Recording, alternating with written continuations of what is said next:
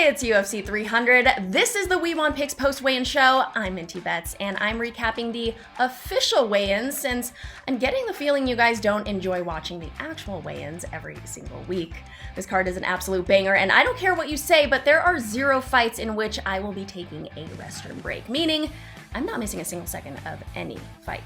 I'm sure you guys have heard by now from the press conference the other night, Dana White is handing out $300,000 bonuses for performance and fight of the night. So if these guys didn't have enough motivation to put on a memorable performance for a monumental event, then here it is. And there goes my overs. We're going to start out with the first fighter to step on the scale, which was one half of our co-main event, Yan Xiaonan. Both her and Zhang Weili came in at 115 pounds on the dot, and both looked like nothing phases them. The last fighter to step onto the scale was the betting favorite, I should say, in the main event, Alex Pereira, who weighed in at 205. Jamal Hill, on the other hand, is returning after being out due to injury for over a year now. He had to vacate the title because of it, and now he wants that belt back. He's looking trim at 205. He actually looks really good. A betting nugget from my friend Yanni the Greek.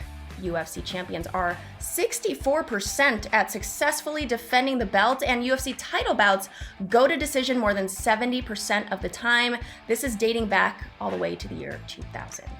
Moving on to Jacob's lock of the week, Max Holloway, who's moving up to 155. I actually like him at this weight, but I tend to favor the heavier weight classes and heavier men. He looked big at 156. Justin Gaethje also came in at 156, and this BMF bout is set. Just FYI, I did bet on Max Holloway to win this fight, and if you guys want any of my picks for UFC 300, please don't be looking for them in your Instagram DMs or on Twitter. All of my picks I make for pay-per-view events are on the line betting show on UFC Fight Pass. They pay me to give out picks on there, so please support by subscribing to Fight Pass. One fight I do want to highlight because I feel like this is one of the more popular fights on the board, the lightweight bout between Charles Oliveira and Renato Tsarukyan on the main card. Since 2018, Charles has suffered only 1 loss in 13 fights, and he's coming in as a dog. Now, I know there are a lot of Oliveira backers out there. Both him and Arman officially weighed 156 pounds, and come on, did we really think Arman, with a body like that, was going to miss weight? They both look great, though. I'm really excited for this one. In the featured prelim, we've got Alexander Rakic coming off a layoff just shy of 2 years due to his injury. He officially weighed 206, as well as Yuri Prochazka.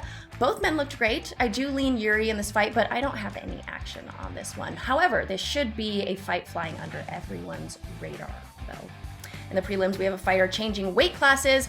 Aljamain Sterling moved from 135 to 145 and is taking on Calvin Kattar. If you are offended, by the way, Angelo and Jacob mispronounced Calvin's last name, please thumbs up this video. This fight, though, is certainly going to be interesting to see how Calvin will fare, not only coming off of injury and a long layoff, but against someone with Aljo's attributes. Same goes to Aljo, moving up and taking on someone as powerful as Calvin. Anyway, Aljamain Sterling came in looking huge at 146 pounds, while Calvin Kattar looked amazing at 145.5.